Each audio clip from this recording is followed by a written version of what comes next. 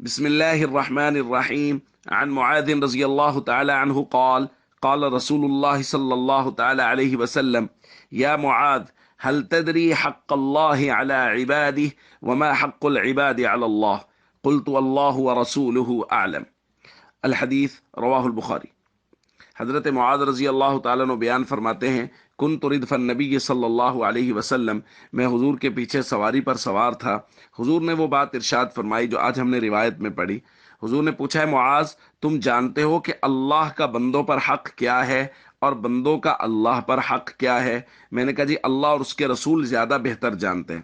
پھر حضور نے ارشاد فرمایا: فَإِنَّ حَقَّ اللَّهِ عَلَى الْعِبَادِ أَن يَعْبُدُوهُ وَلَا يُشْرِكُوا بِهِ شَيْئًا۔ اللہ کا بندوں پر حق یہ ہے کہ بندے اللہ کی عبادت کریں اور کسی کو اللہ کے ساتھ شریک نہ ٹھہرائیں، اور بندوں کا اللہ پر حق یہ ہے کہ اللہ اس شخص کو عذاب نہ دے، اللہ يعذب من لا یشرک بہ شیئا، کہ اللہ ایسے شخص کو عذاب نہ دے جو اللہ کے ساتھ کسی کو شریک نہ ٹھہرائے۔ دوستو، ہم کل بھی یہ بات پڑھ چکے ہیں کہ کسی ایک روایت سے پورے عقائد یا اعمال کو سمجھا نہیں جا سکتا۔ بعض روایات میں اجمال اور بعض میں تفصیل ہوتی ہے۔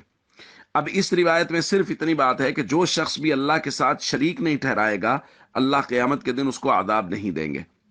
اب دیگر روایات میں نبی کریم صلی اللہ علیہ وسلم نے شرک کے ساتھ دیگر چیزوں کا بھی ذکر کیا، جیسا کہ اسی روایت میں بھی حضور نے ذکر کیا ہے کہ اللہ کا بندوں پر حق کیا ہے، ان یعبدو، وہ عبادت بھی کریں اور اللہ کے ساتھ کسی کو شریک بھی نہ ٹھہرائیں۔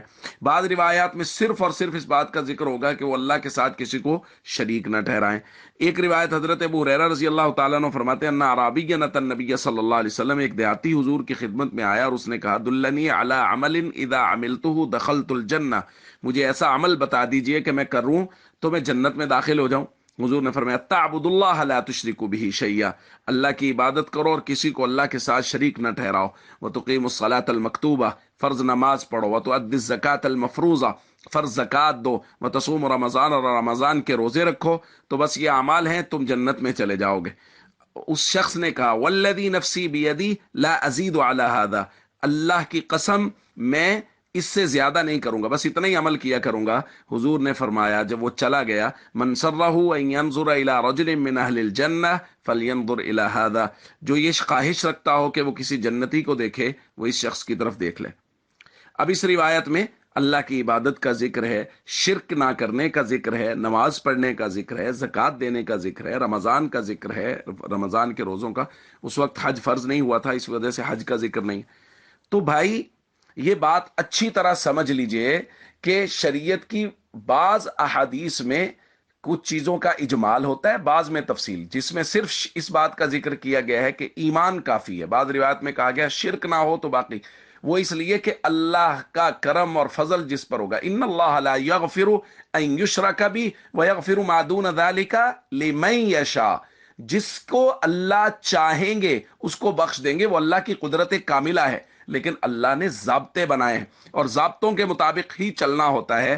ضابطہ یہ ہے کہ شرک سے بھی بچنا ہے، اور جو اللہ نے اعمال ذمے لگائے ہیں، نبی کریم صلی اللہ علیہ وسلم نے ساری زندگی وہ اعمال امت کو کر کے دکھائے ہیں، صحابہ اور اہل بیت کو سکھائے اور انہوں نے امت تک پہنچائے ہیں، ان اعمال پر بھی کاربند رہنا ضروری ہے۔